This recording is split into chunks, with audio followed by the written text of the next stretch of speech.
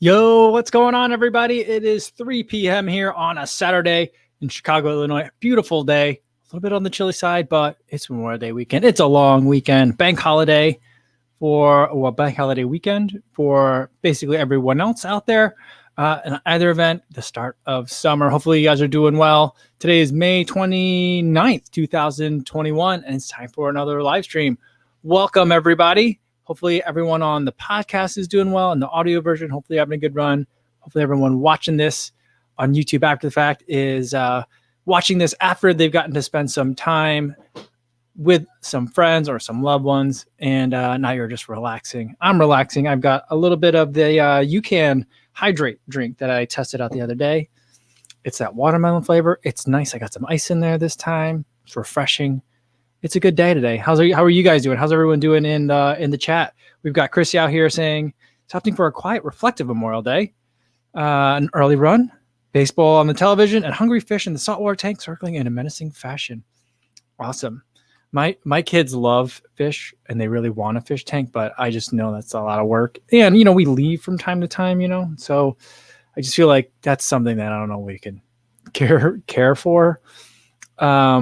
And so a lot of times I'll take him to the aquarium, which I'm not doing these days yet. Or I'll take him to PetSmart, like the pet store, because they have so many fish over there. But seeing some fish is definitely something that they miss. The other day I was going for a run out by Belmont Harbor. So I went northward rather than southward, which is what I normally do when I head out from home.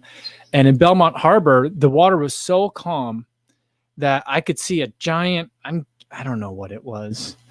I think it's whitefish is the predominant large fish that's in the area. I don't know if is there lake bass? It was one of those. It was a giant fish. It was bigger than probably a football. So it was really big, like this big, just hanging out in the water. And I could see it just hanging out there.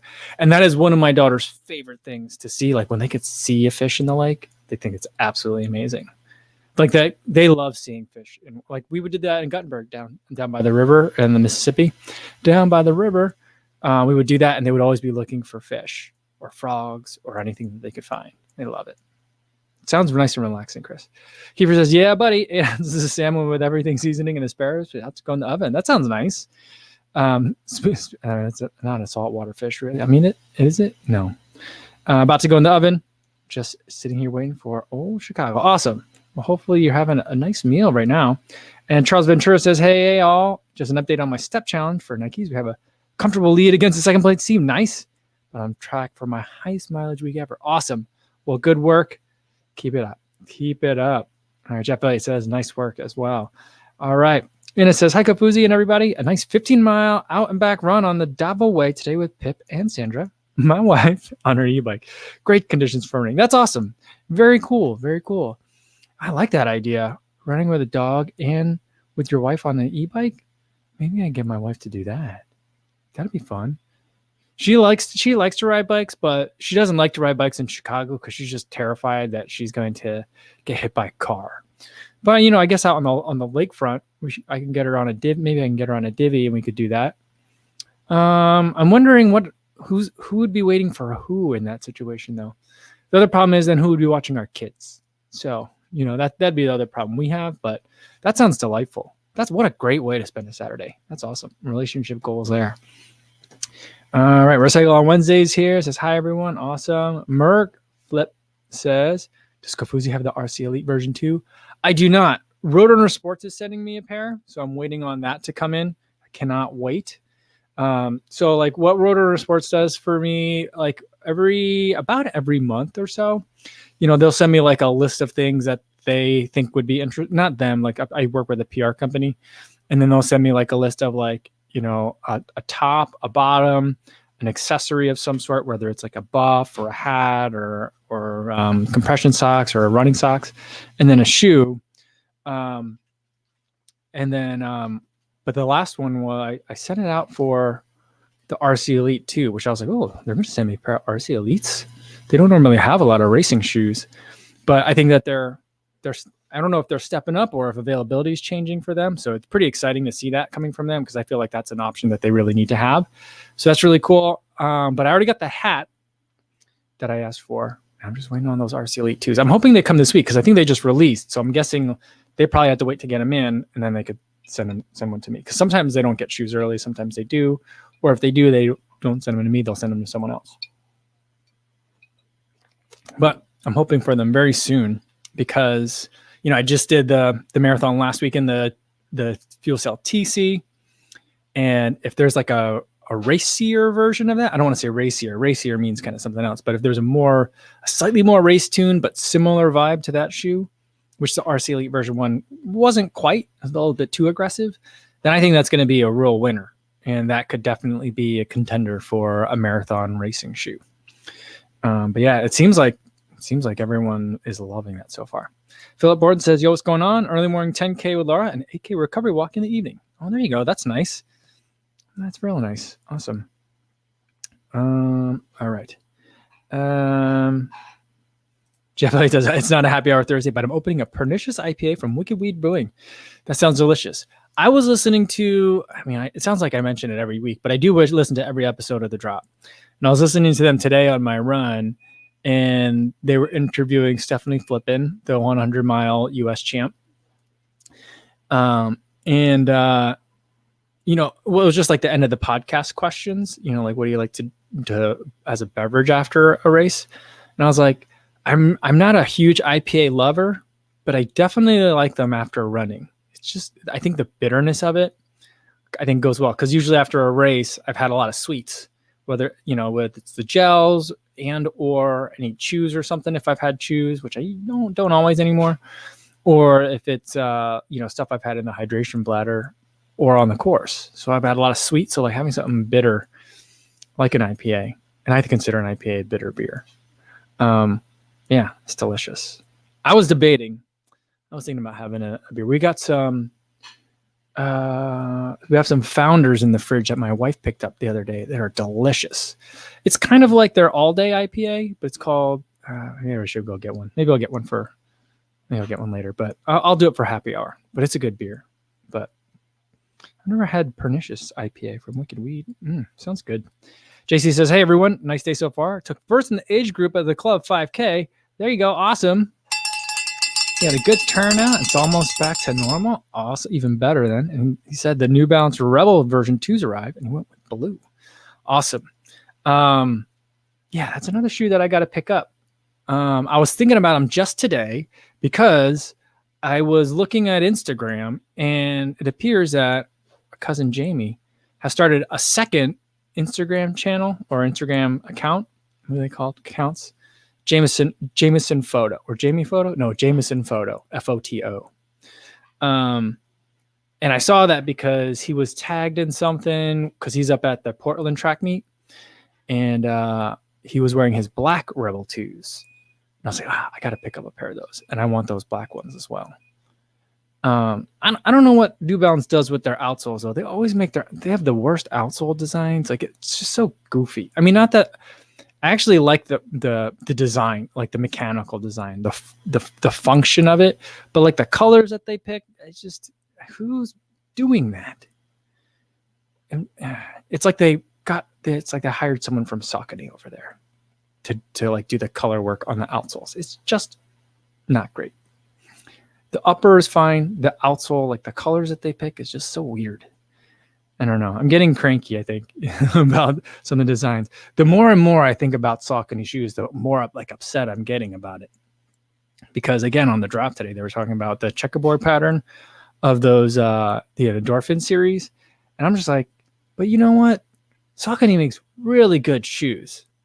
And they make fantastic casual, both apparel and casual shoes. And the designs are great. The color work, great. Material choices, like spot on. And then they get to their running shoes, and it's just, sometimes it's like, what did you guys do? I don't understand. It could be so great. And then, we see what we were getting. We're getting checkerboard flash, the checker flag. Like, I don't know. I don't know what's happening. But I don't know why, but I'm just getting like, the more I think about it, the more visceral my reaction gets. I don't know. Recycle on Wednesday says, I was moving stuff. My back is so mad at me. to do it all again. I saw someone on rollerblades out exercising what looks like the happiest dog on earth who isn't Pip or Laura. That's awesome. I saw a dog today while I was running, and it's still really windy here in Chicago. It's as windy as yesterday. The gusts aren't as bad, but the sustained winds are higher than yesterday. And so like the water was just like crashing up on the shore again today. And I saw a woman with some sort of sheepdog. It was a smaller dog, so it's some sort of mix, because it was like a little bit bigger than the beagle, but with like a coloring of like it was like almost like Oreo, like just black and white, but kind of like maybe not a shepherd, but more like a pointer. It had like medium hair. I don't know what kind of dog it was, but she was running, and like the waves kept catching her by surprise too. And so her feet were getting wet. Her dog was getting wet. So the dog was like soaked from like kind of like halfway up down, because the dog was a little bit shorter. And that dog had just the biggest smile on its face. So I was like, that's a happy dog. And I felt like the woman running with the dog was like a little bit annoyed about it. But I was like, I wanted to be like, your dog's so happy, because the dog was happy. And I feel like that's a fun way to run anyway. All right. DA says, I'm going to have 5 glasses of wine. Oh, I'm so bad. Maybe I'll have a slice of pie too. I'm naughty. That's all right. It's a weekend. Relax. It's okay. I'm saying you can relax. I'm not telling you relax, but I'm saying, it's a good time to relax. All right. Runner Drace here says, hey, y'all. And awesome. Let's see. So yeah, Life Maximus says, happy Saturday, everyone. That's nice. I like that. Life Maximus. Awesome. All right. My comments just jumped all the way down. That means I'm taking too long. All right. Donald Beck says, I'm looking forward to picking some of those checker flag shoes up in the discount bin. The thing is, I don't think they're going to go in the discount bin. As much as I have a strong reaction to them, I think a lot of people like it. And I think that's great.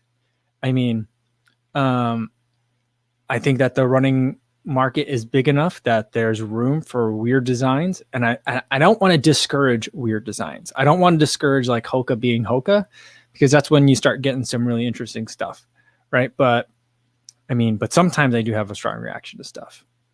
There used to be a car called the Pontiac, was it like an Aztec or something like that? It looked like, what's the Tesla truck? Was it just called Tesla truck? I don't know. It was kind of like a mix between like a Tesla truck and like a vehicle that you would have seen in the movie Total Recall. You remember that? It was one of the ugliest cars I'd ever seen. And it came in just ridiculous colors, horrible colors. But like, every time I see one of those cars, I would tell my wife, like, you got to have Pontiac Aztecs if you're going to have Ford Mustangs. Like, you got to have the ugly things in order to have the beautiful things as well. So like, you can't have one without the other. It's not like it's not like a trade or anything, but I just feel like, you got to push boundaries and take risks. And I don't know, maybe the endorphin is not a risk. Maybe there was just someone really lazy, but I'm hoping it was they thought about it and were like, we're going to go for it. We're going to be bold. We're going to extend this, not just in the endorphin line. We're going to use it as a way to start wrapping in the endorphin into the overall Saucony line in general, and maybe start dropping the endorphin name. Or I don't know what their plan is with that. Instead of it being a capsule, making it part of the line, because the Triumph 19 has the checkerboard pattern too. So like, does that mean there's going to be a checkerboard or checkered flag like Kinvara? Checkered, yeah. So I don't know. We'll see. Yeah, but good for Saucony. Trying something different, I guess. Maybe. But I can't wait to see what like the beautiful doppelganger is for that, right?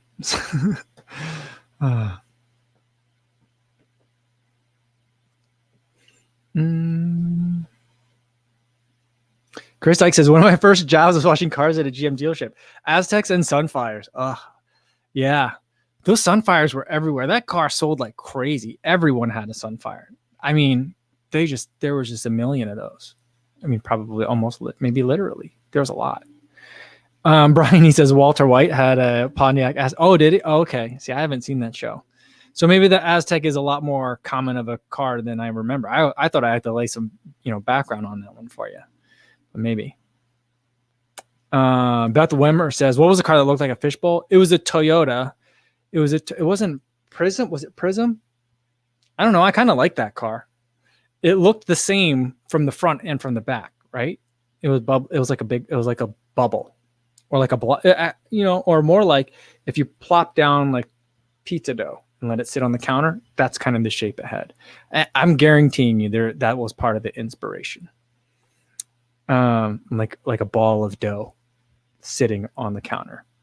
Just kind of like they say with the Sears Tower, like did the thing with the cigarettes where you throw up a couple from the pack and they were like be at different heights. And that's how they allegedly came up with that's the lore, how they came up with the Sears Tower design. I don't know. But maybe that Toyota came that way. Maybe we're talking about different cars, but that's the one that I can think of.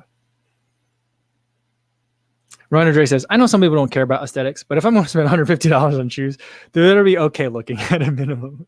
Yeah. I would say just wait. But also, I just feel like, from everything I've been seeing, and I normally try to avoid stuff in terms of shoes that I'm probably going to pick up. But, everyone seems to be saying there isn't much of an update at all. So, except for the Shift, I think. But the Pro and the Speed don't really seem to have much change. So you can either buy the version 1s if you like the colors of the version 1s, or I think starting soon, like next week, maybe, or even a couple days. If I remember correctly, I think June 2nd at Roadrunner Sports anyway, because I was thinking about picking them up. The Endorphin Speed is going to come out. Speed 2 is coming out in just like a black and white, which looks just like a normal shoe. So there's that. So, they're coming out with normal ones. And then what's this? Benzie News. What's up? It says CTM Craft Zebra Style Saucony Endorphin. I think more stuff should come in zebra print. Like the Skechers Performance ones. Like, I think purple was an odd choice, but I love the idea of it. They didn't do them in any shoes that I wanted, but I would love to pick up a zebra print. I think I want more not zebra print like in the New Balance ones, more zebra flash. That's what I want. Like the kind that's supposed to mess up your eyes when you look at it. Like that's the kind that I like. But if Saucony Endorphin tried to do something with the zebra print, I'm sure they would find a way to mess it up. And I'd be like, it's kind of like, give me zebra print. And it'd be like, zebra print, you know what I mean? When people write like uppercase, lowercase in a tweet or something, and I feel like that's like Saucony when they treat us with new designs sometimes. Are they trolling us? Maybe. I don't know. Maybe they're trolling us. I don't know. Tiberius the Fourth says, you haven't seen Breaking Bad? No, I've never seen it. No, I don't think I've seen a full episode. I tried watching like one of the first few episodes before, maybe the first one. I don't know. All I know about Breaking Bad is, I know the general premise of the show a little bit. I know there's a spinoff. I know there's a house somewhere in Arizona where people keep throwing pizzas on the roof. That's about it. That's about all I know about Breaking Bad. Yeah. Alex C says they gave Walter an Aztec to highlight just how dull his life is, if I recall correctly. Oh, that's so funny. That's so funny.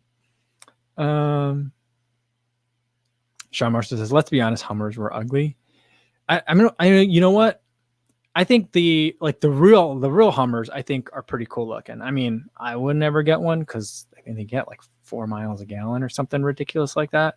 Like the ones that were in The Rock, the one that Sean Connery's or is it Sean Connery or is it Nicolas Cage? They're driving down the streets of San Francisco and they're just like crushing cars with that thing.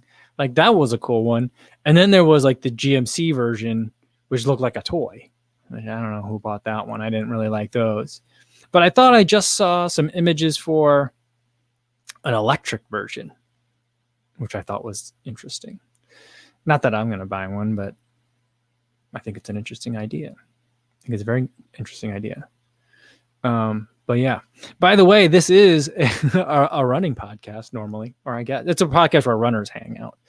So if anyone's too new here, welcome. We don't normally talk about cars this much. But we kind of just hang out and talk about whatever we feel like talking about. So if you got a running question, feel free to drop it into the chat. Or if you have already and I haven't answered it yet, I'm sorry about that. Can you just repeat yourself? I apologize. But then I can make sure I get to them. But welcome for anyone who's new. But this is kind of what it is going to be. We're just enjoying the Saturday. All right. Brian Neese says Breaking Bad is my favorite show of all time. And Cameron McBride said Breaking Bad stressed me out very badly. Oh, that's funny. All right. Christopher Lippa says, finding that knee pain with the Ride 14 like you found with the 13. Wondering if you prefer Clifton 8 or Beacon 3 better if I need to send the rides back. All right. So if you do send the rides back, I would say that I like both of those shoes. I'd say overall, I probably would prefer the Clifton 8 over the Beacon 3. Unless you're going to be looking for a shoe that can do also like some speed work in it, right? So the Clifton 8 for me is like a great daily trainer. And these days I like a little bit more cushion that I like to say like 5 years ago for my daily trainers. But some people like to get a little bit more versatility out of the shoe. So depending on what you want to use it for, if you're going to use the Beacon also for some of your speed workouts and you want to use it as a daily trainer, that I think is going to be the better choice. But if you're just looking for a daily trainer, like most of your easy runs, maybe some fartleks, that kind of thing, but not real speed work, then I think that's when the Clifton 8 would probably be the choice that I would go with.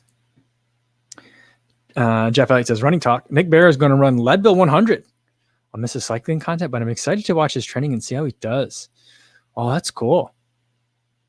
That's a tough race. I mean, any 100-mile race is a tough race. But that Leadville one, I don't know.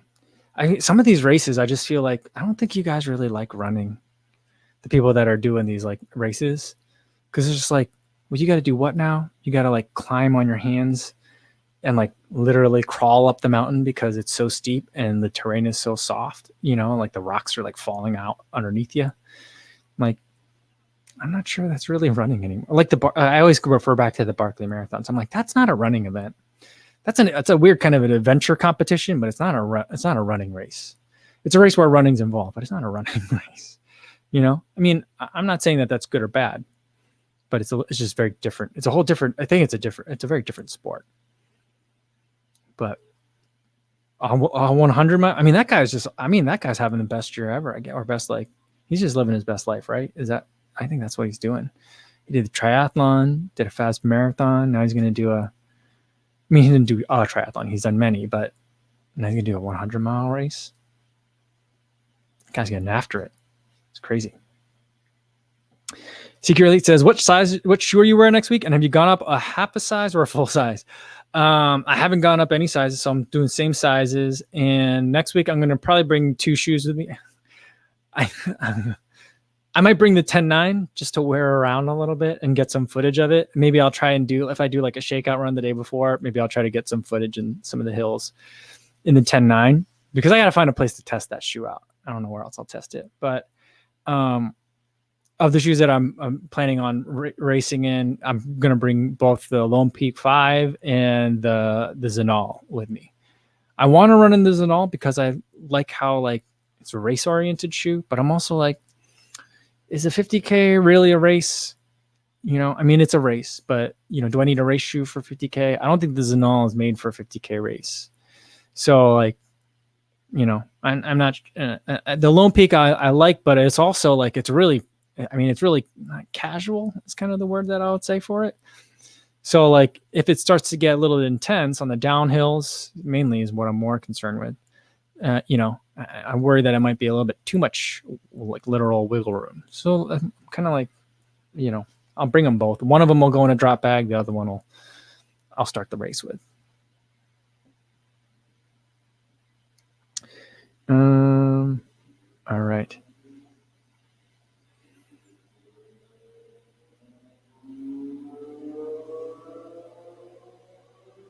Jeff Ellie says, I think a lot of Leadville is very runnable with the exception of Hope Pass, which is at the turnaround. Is it?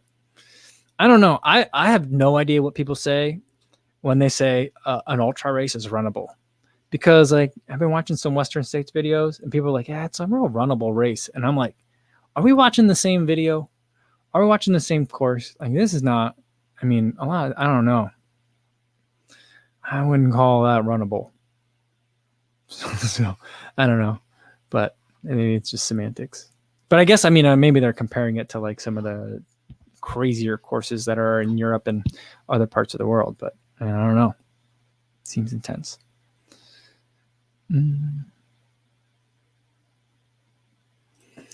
Chris said, I like the trail races in Costa Rica because all the power hiking and climbing, water crossings, etc. made it more fun for me than having to be a straight line runner, which I've never been good at. I could see that. It's like, yeah, I can understand that. I could relate to that. That makes sense. Yeah, I mean, I think it fits more along with the lines of like, you're not going there for a time or necessarily like a PR. You're going there to experience, and it's like you against nature in a way, or you with nature, and it's about the challenge, and it's not just a straight line run like you're saying. Yeah, you're right. MCM says, hey, Mike, did you catch my comment about packing a Slim Jim for extra sodium intake on the Ultra? I didn't see that, but it's good advice, but I don't think I want to eat that. So I was listening to, what was I listening to today? Someone was saying, oh, maybe it was on the drop. Maybe was it on the drop? I think it was. Stephanie Flippin was saying that there is a version of Scratch that has like over 1,000 milligrams of sodium per serving or something like that. I was like, I got to figure out what that is. Maybe I'll have that as like an emergency drink to carry along. I'm not sure how I would do that or how that would work out, but that's something I could think of. I also have salt tablets. I don't know what the difference is in terms of absorption, but I mean, at some of these aid stations, will there be potato chips? What's the situation with the food? How does the food situation go at these aid stations? It's like, I don't know. That's some of the stuff I don't understand. So like there's food there, anyone can have it. Is that how it goes? And this is how like much of a noob I am. So like if I see like a big bowl of potato chips, I can help myself, I guess.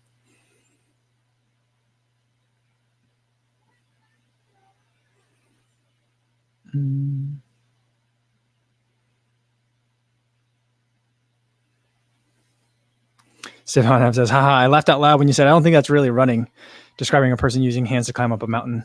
That could be me near the end of a normal road race. That's funny. Oh, that's funny.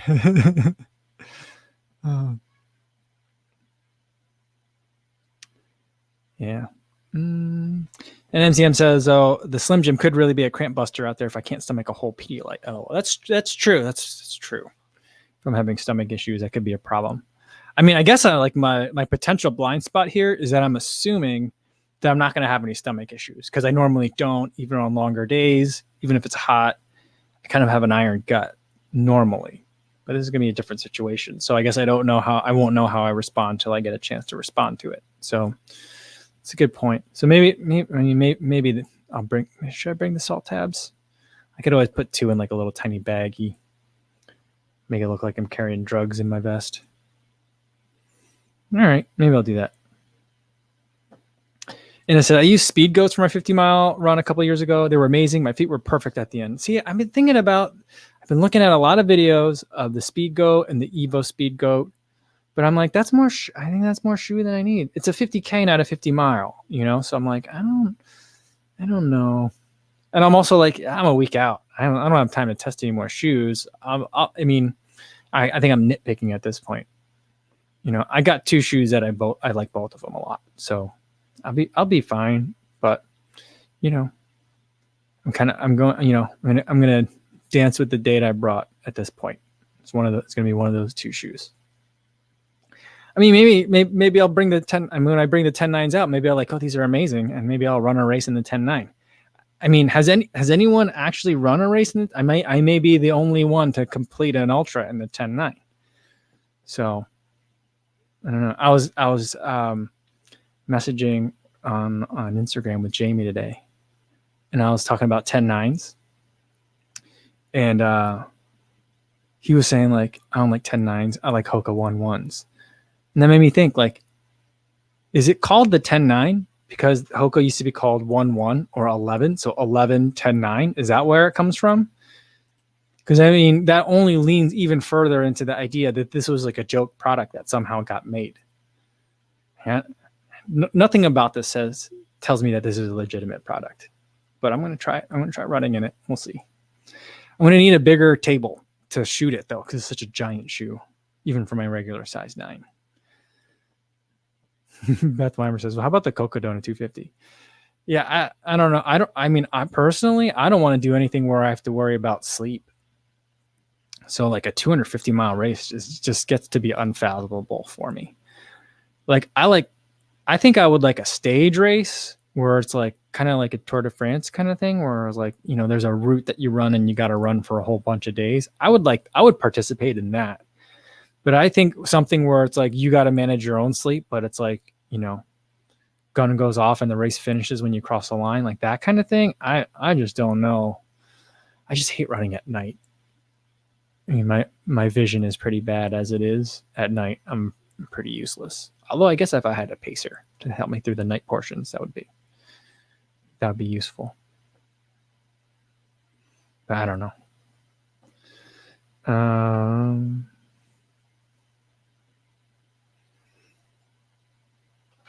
Pace Pusher says, what's happening, man? It's almost race time. Let's go. Yeah, I got it 1 week. In 1 week. I mean, we still got to figure out what we're doing. We don't know if we're going to go to grandma's house first or if I'm going to get a hotel out there or what. But we got to figure out one of those two things. So I don't even know what day I'm going to get there. I got to figure out, like, am I going to do packet pickup or am I going to do same day packet pickup? Then I got to get there super early. And so it's just a lot of stuff to think about. We don't know if we're going to bring the kids or not, or if I'm just going to go. So I don't know. We got to figure it out. All right. Rick Sutter says, hey, everyone, had to switch to the Topo Phantom 2s. Arch too aggressive and 4mm drop. Had to switch the Topo Phantom 2s. The arch was too aggressive and the 4mm drop bothered my Achilles. Got Mach 4s and both my feet or Achilles are in love. All right. Well, that's a 5mm drop shoe, right? So, I mean, the drops are pretty similar though, but the arch can make a huge difference. And I don't remember if the Mach 4 actually has a rocker in it or not. I don't think it does. It doesn't feel like it has a rocker in it. So that also could be part of it. The Topo Phantom has a rocker in it, doesn't it? So I think that could be it. That could be it. Oh, Brian Nee says, did you see someone beat my Heritage Trail FKT last month? I didn't know that. Oh, awesome. That's fantastic. That's great. You know, there's a lot of really fast runners in the Dubuque area. Loras College has a track team, and so I follow a couple of the runners out there on Strava, and they do a lot of their running in Dubuque, like the city of Dubuque, and it's pretty hilly over there. It's bluffs, and some of their times that they're putting out, they're doing like, you know, 15-mile runs, 20-mile runs at really fast clips on a lot of elevation change. So I feel like that's just something that one of those guys could just like, bang out early summer once their season's done, kind of thing. So that's probably what's about to happen. But also, I just think there's a lot of, I think something that I've noticed in the ultra community. There's all these people that are running all these miles and training for all these races, and they're not on Strava and they don't have Instagram accounts. And I'm like, what? It doesn't even register for me. I'm like, well, so why are you running? Well, what? I don't even get it. But like, I've been trying to look at some of the participants for this Crater Trail 50K coming up, and I don't think a single one of the people that are like that ultra sign up has like listed as being in like the top 10. I don't think a single one of them has an Instagram account. I can't find any of them on Strava. So I just feel like these are guys that are just like logging miles like crazy in the woods, and they're like, oh, 50K. All right, I'll hop in. Or look, there's a Heritage Trail FKT. I could beat that. What's today? Thursday? I'll do that on Saturday. You know, I feel like that's what it was. That's amazing. I'm gonna have to go check that out. I wonder do you know how much they beat it by, Brian? That's super cool. I'm so glad someone else ran it. Because then it seems kind of weird if like I submitted the route and then ran it, and I'm the only one that ever ran it. And, that would seem kind of weird. But if other people are running it, that's awesome. Super cool.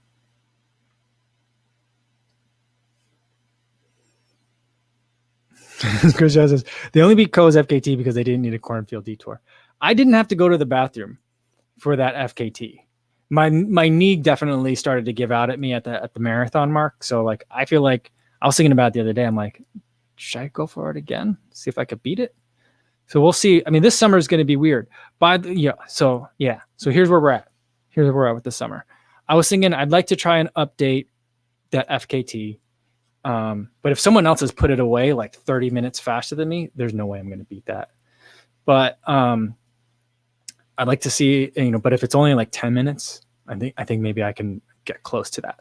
So I'm thinking maybe that's something I'll do. But I yesterday just signed up for a membership for to be a USATF member, because I was looking at master steeplechase races.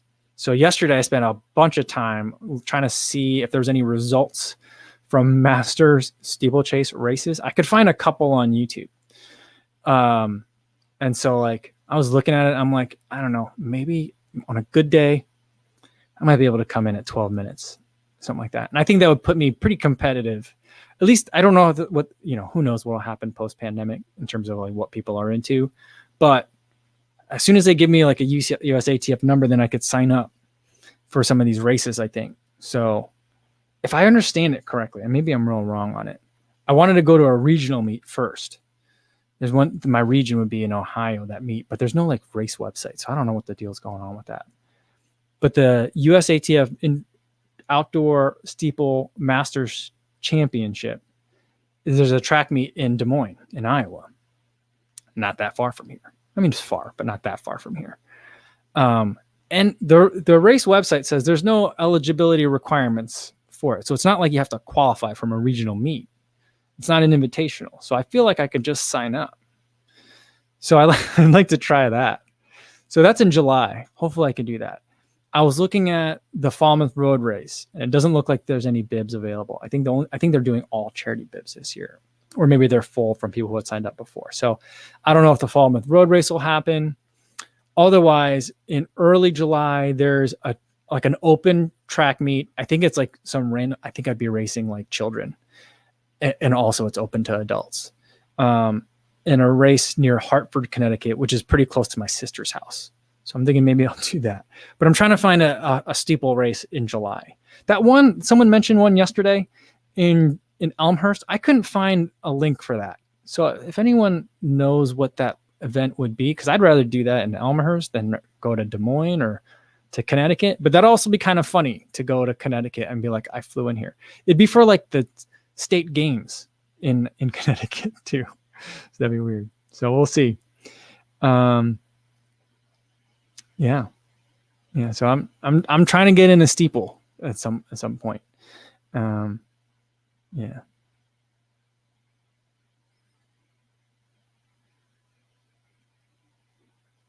But we'll see what happens. I'm going to try to do that, but I'll probably have to get like a, I'll need like I'll need some spikes. So we'll see. All right. Jeff Light says Jeff Friedman ran it in 3:13 in 28 seconds. Yeah, that's like 30 minutes faster than me. 35 minutes faster than me, because I ran it in like 3:38. So that's quite a bit. That's quite a bit. And he ran it on April 24th. Man, who's this Jeff Friedman guy? Amazing.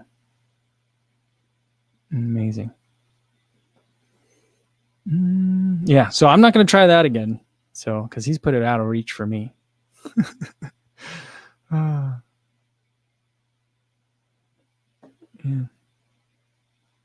You get Bakit says, hey there, just a quick question. What is your opinion on GTX/waterproof shoes in general? Are they worth it? I see you running puddle all the time without one, so the answer is probably no. I think the answer is yes, they're worth it, but not for the reason that most people ask about it. So most people ask me about waterproof shoes because they're somewhere tropical or somewhere real hot.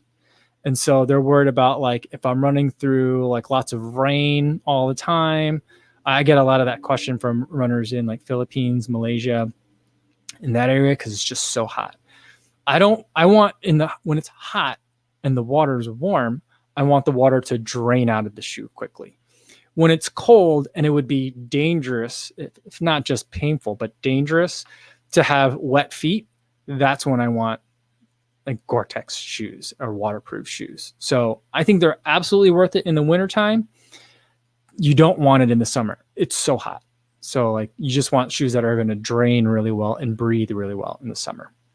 So that's what I'm thinking. Hey, steeplechase would be cool, but still want to take you down a racquetball once COVID is done. I'll play racquetball. I haven't played racquetball in 20 years, but I love that game. It's so much fun. I don't know. I just love it. It's just a fun game. It's a real fun game. Jeff Elliott says, there's a half here in August, and I'm hoping my work will do a team with a discount. Ooh, nice. Would be rough heat and humidity-wise, though. There you go. There you go.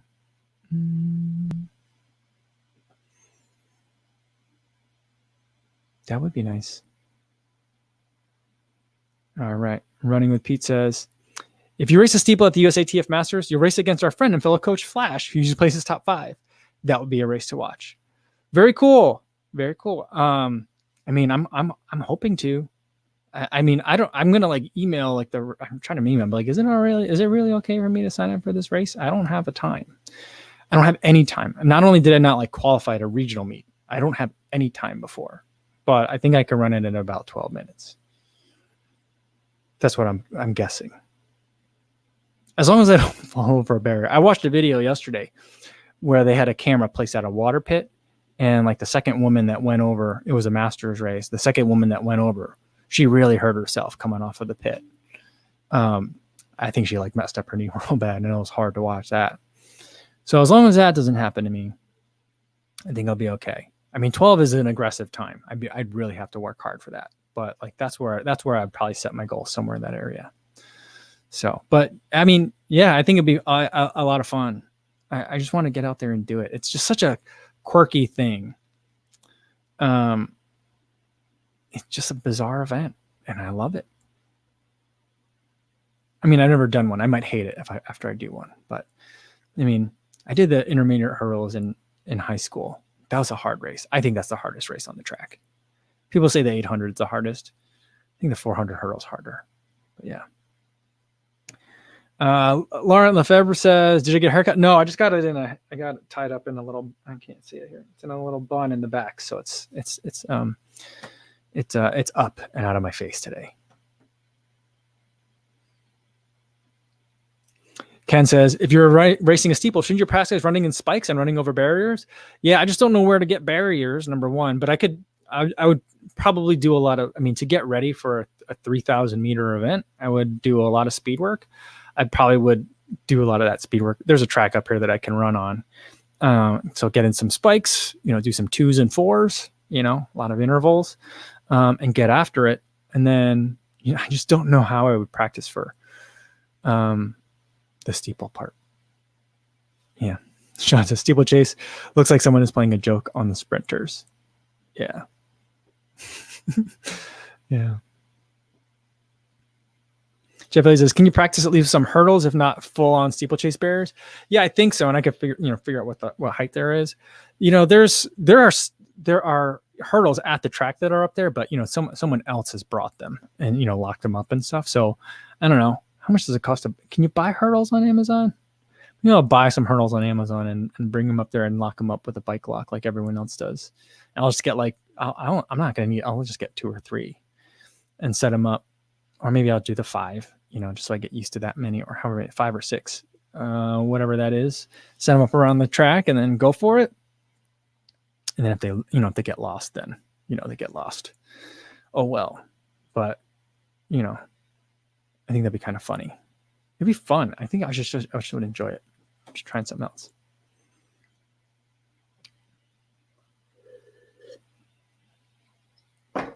All right.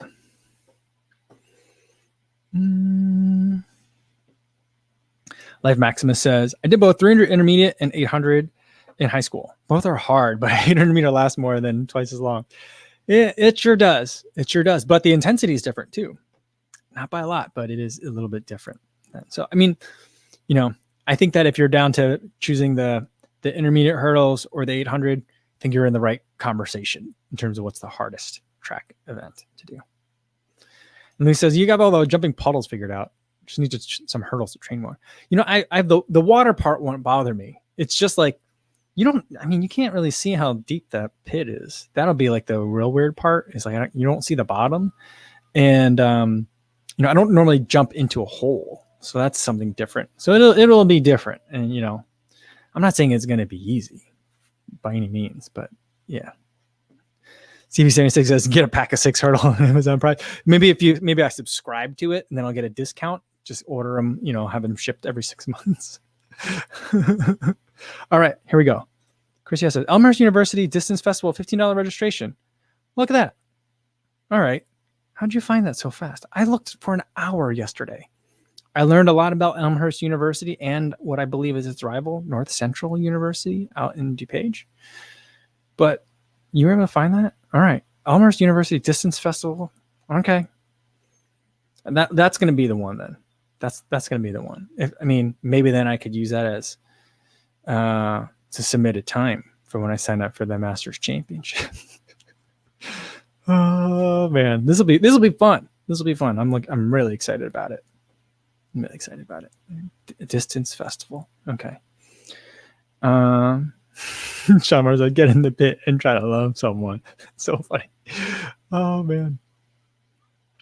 All right, but Chris says it's Thursday, July 22nd. That's the same weekend as that's the Masters Championship, though. So I'd have to make an election there. Do I go for the home meet, kind of the home meet, or do I go for the U.S. Championship? I don't know. We'll have to see. All right. All right.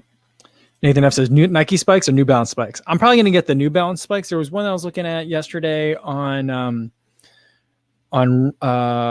Running Warehouse. The New Balance spike, it has like it said it was like designed for the steeple.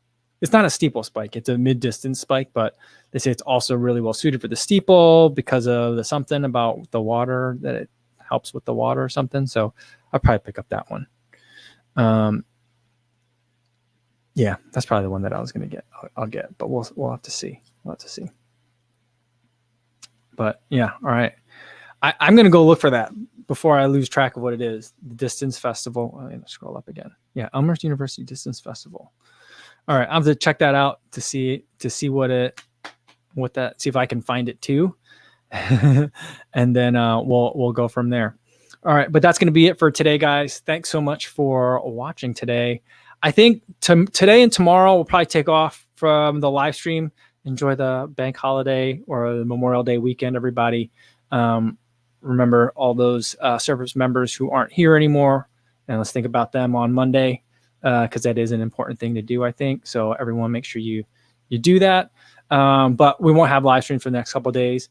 There won't be a video tomorrow either, but there'll be a video Monday. And on Monday, the video is going to be about the Magic Speed. ASICS Magic Speed. I finally took them out for a run today. So that's what the Monday video will be. But the next time I see you guys for a live stream, though, will be Tuesday. And I'll put something up on the internet tomorrow to just kind of as a reminder. But I feel like it's a long weekend. Let's all spend some time with some people in real life too. But I'll miss you guys. But I'll see you guys again soon. All right. And in the meantime, be safe out there, everybody. Thanks.